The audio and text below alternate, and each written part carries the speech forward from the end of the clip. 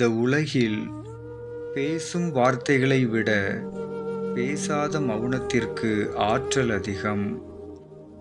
அதிகமாக பேசும் ஒரு மனிதன் மௌனத்தை தழுவும் பொழுது உடல் ரீதியாக பல நன்மைகளை பெறுகின்றான்.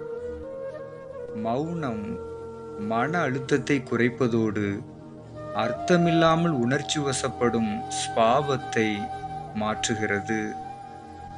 மௌனம் கவனச்சிதறலை அகற்றி கேட்கும் திறனை அதிகரிக்கிறது. மனதில் வெளிப்பட்ட விஷயங்களை உடனே பேசிவிடாமல் யாரிடம் எப்படி பேச வேண்டும் என்ற விழிப்புணர்வை மௌனம் நமக்கு கற்றுத்தருகின்றன. மௌனம் மகிழ்ச்சியை நோக்கி நம்மை வழிநடத்துகிறது. முக்கியமாக உங்கள் மௌனத்திற்கு தகுதியானவர்கள் மீது உங்கள் வார்த்தைகளை வீணாக்காதீர்கள். பேச்சை எந்த அளவிற்கு நாம் குறைக்கிறோமோ அந்த அளவிற்கு நம்முடைய உயிர் சக்தி மேலோங்கி நிற்பதை நம்முடைய மனதில் எழும் அமைதியின் நிமித்தமாக அறிந்து கொள்ளலாம். உபத்திரவத்தின் நாட்களில் மௌனமாக இருங்கள்.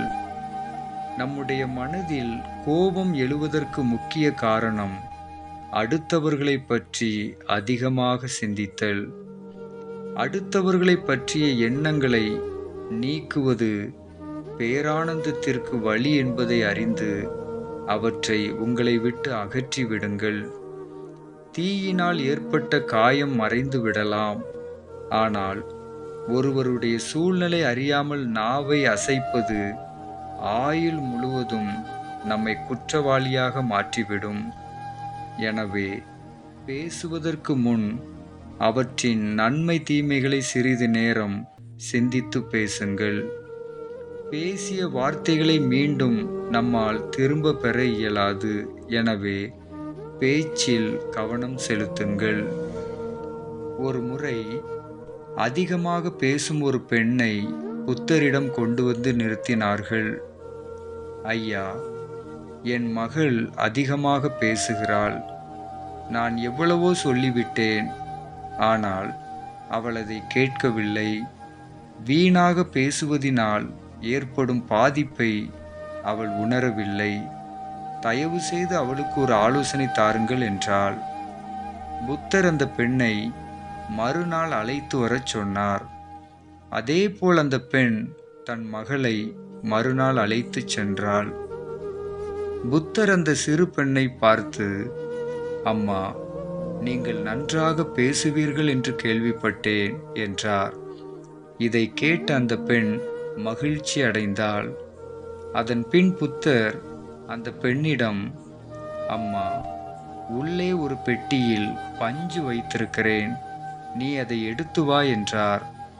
மீண்டும் புத்தர் அந்த பெண்ணிடம், இந்த பெட்டியில் உள்ள பஞ்சுக்களை ஒவ்வொன்றாக எடுத்து கிராமத்தில் உள்ள ஒவ்வொரு வீட்டின் வாசலிலும் வைத்துவிட்டு வா என்றார். இதை கேட்ட அந்த பெண் பெட்டியை எடுத்துக்கொண்டு மகிழ்ச்சியோடு அங்கிருந்து கடந்து சென்றாள். ஒவ்வொரு வீட்டின் அருகிலும் பஞ்சுக்களை வைக்கும் பொழுது அங்குள்ள மக்களிடம் தேவையில்லாத விஷயங்களை பேசிவிட்டு திரும்புவாள். புத்தர் சொன்னபடி எல்லா பஞ்சுக்களையும் அனைத்து வீட்டின் வாசலுக்கு முன்பாக வைத்துவிட்டு மீண்டும் மறுநாள் புத்தரை சந்தித்தாள்.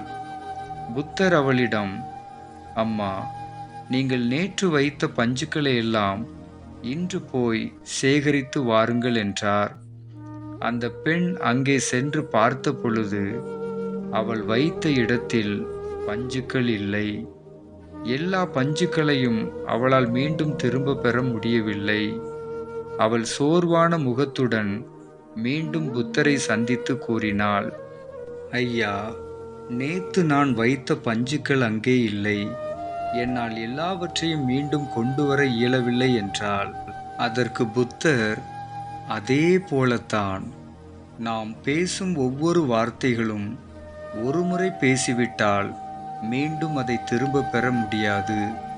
எனவே எதையும் நன்றாக சிந்தித்து பேசுங்கள். தேவையில்லாத பேச்சுக்கள் உங்கள் அமைதியை அழித்துவிடும். எனவே கவனமாக இருங்கள் என்றார். ஒவ்வொரு நாளும் 5 நிமிடமோ 15 நிமிடமோ எதையும் பேசாமல் மௌனமாக இருக்க முயற்சி செய்து பாருங்கள். உங்கள் வாழ்க்கை மாறத் துவங்கும். காந்திஜியை பற்றி சிந்திக்கும் பொழுது அகிம்சை, எளிமை, அன்பு, பகைவரையும் மன்னிக்கும் பரந்த உள்ளம் போன்ற சிறந்த பண்புகளை கொண்டவர் காந்தியடிகள். அவரிடம் இருந்த மிகப்பெரிய சக்தி வாய்ந்த ஆயுதம் அவருடைய மௌனம். தேவையில்லாத விஷயங்களை அவர் ஒருபோதும் பேசுவதில்லை.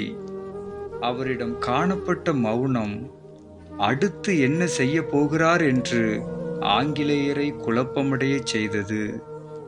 எனவே வார்த்தைதான் எதற்கும் தீர்வு என்று எதையும் பேசி துன்பப்படாமல் நீங்கள் விரும்பியதை பெறுவதற்கு மௌனமாக இருங்கள்.